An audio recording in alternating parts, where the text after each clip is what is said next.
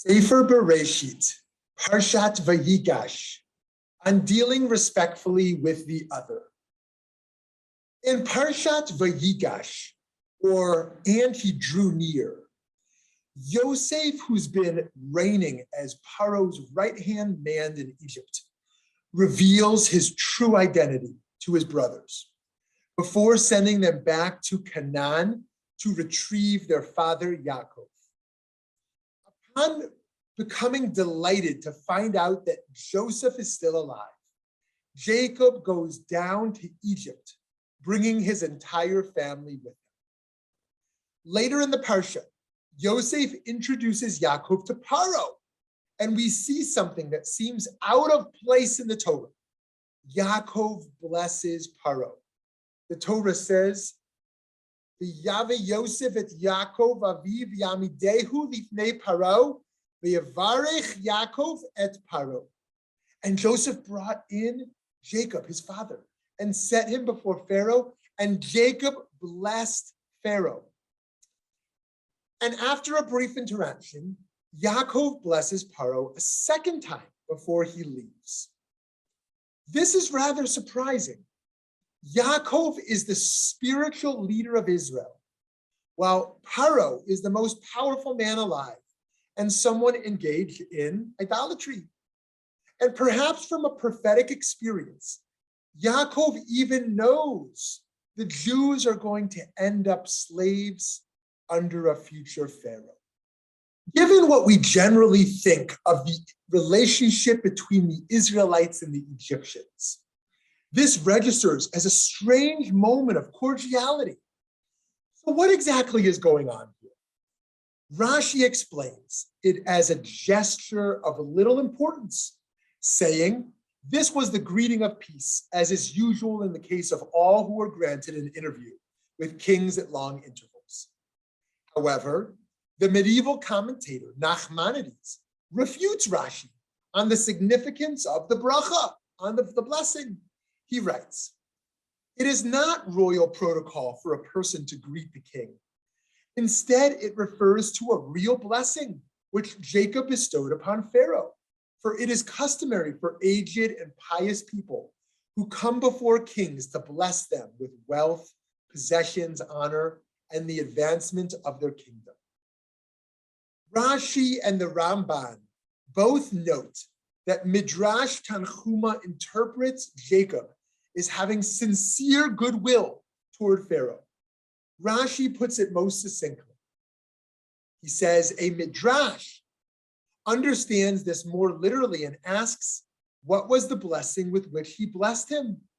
That the waters of the Nile might rise at his approach, because Egypt, if it's not irrigated by rainwater, but the waters of the Nile rise and irrigate it. And from the time when Jacob blessed him and henceforth, whenever Pharaoh came to the Nile, it rose at his coming, overflowed its banks, and watered the land. In the time of extended dire famine, in which this story takes place, such a blessing would have been immensely meaningful.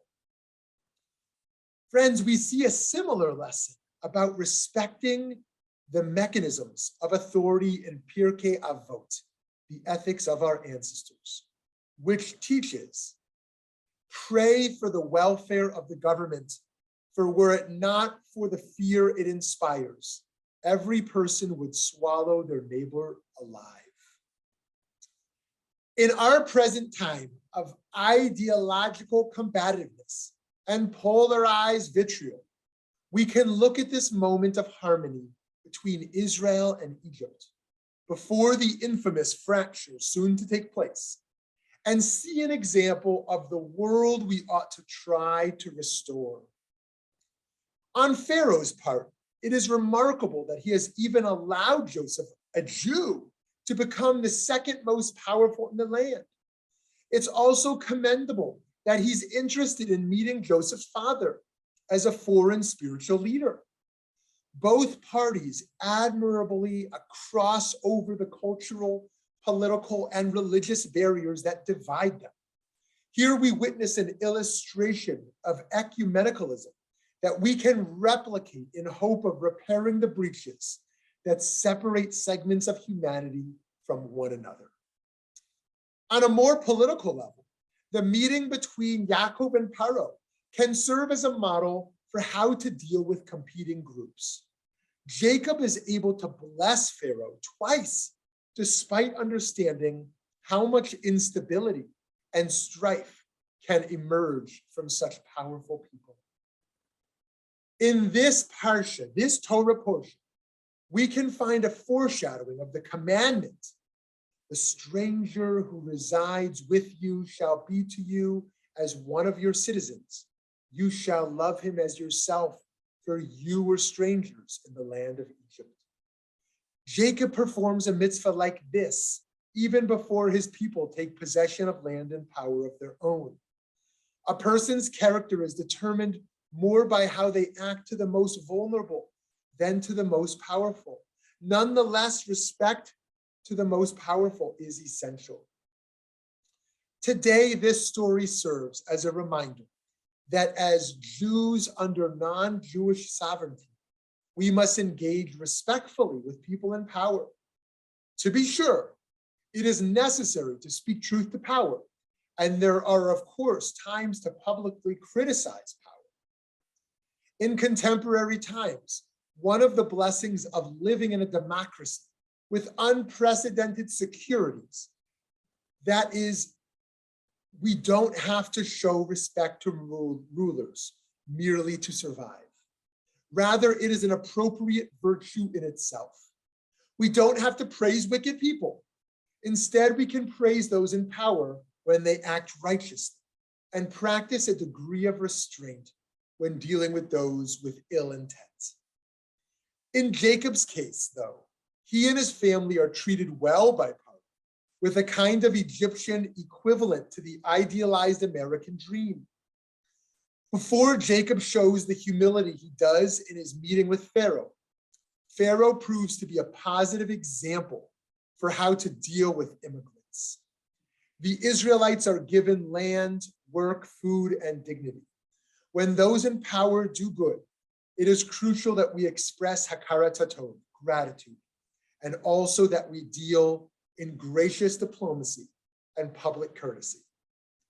We can additionally view the difference Jacob demonstrates here as a precursor to the act of chesed, kindness, exhibited by Pharaoh's daughter in Exodus, where despite the order that all Israelite baby boys are to be killed, it's the member of the enemy group who, by rescuing the infant Moses, is in effect responsible for saving the entire Jewish people. By being the ones to reach out to those with whom we normally disagree, we can hope to draw them into our vision of justice and bring about a less divided world. May we work together to reduce polarization and build bridges. Shabbat.